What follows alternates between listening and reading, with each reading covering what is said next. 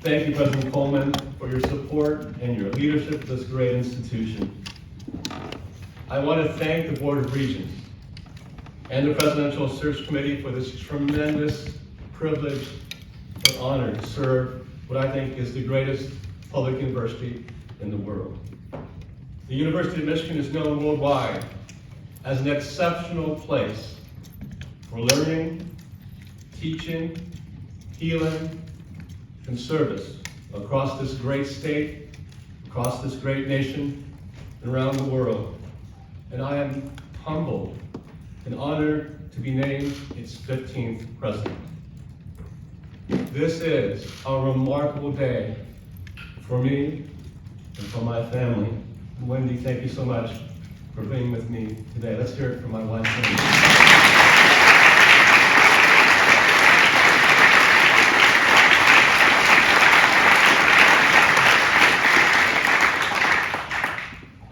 I grew up on a college campus, the wonderful institution which is the University of British Columbia.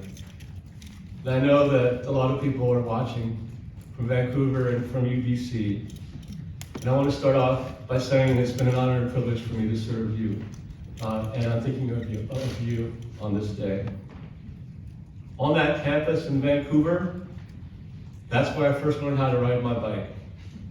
Among students, and the beautiful trees on that campus around the main mall, and its old academic buildings. I'm a professor's child.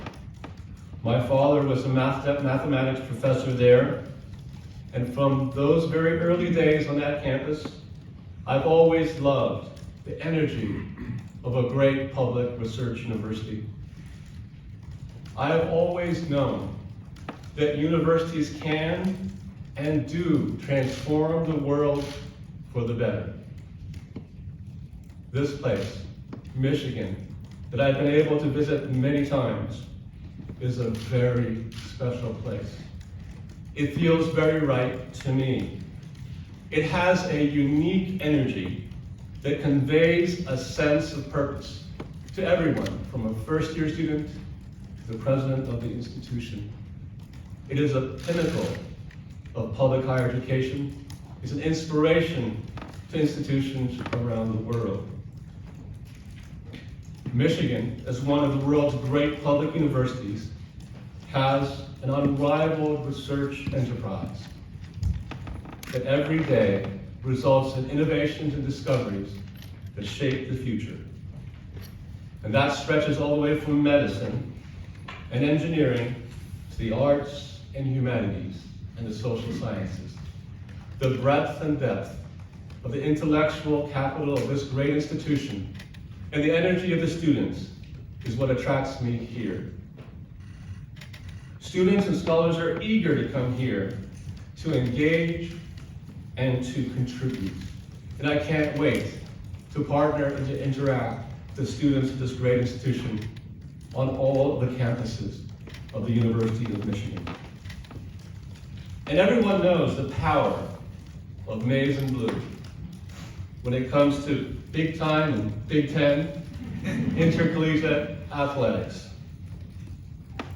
The breadth and quality of activity here makes this university exceptional and so integral to this society, to this state, but also for the world. Michigan embodies leadership.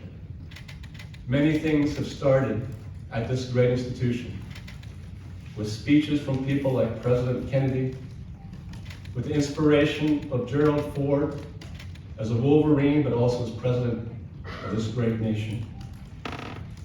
Our world has changed in the last 2.5 years, and we've navigated that together in all the campuses of the great universities of this world.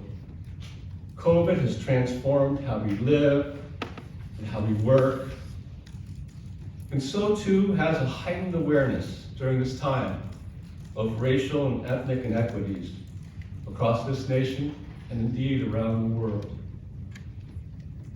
We are, and we should be, more cognizant than ever of the irreparable damage that we are doing to our planet with this climate emergency. Now, this may discourage some people, but not me. This is the University of Michigan. This is where leaders and best reside, and where leaders and best graduate from. This institution has the ability, through the intellectual capital of faculty and staff and students, to really address these existential challenges that affect this world. We will do so together.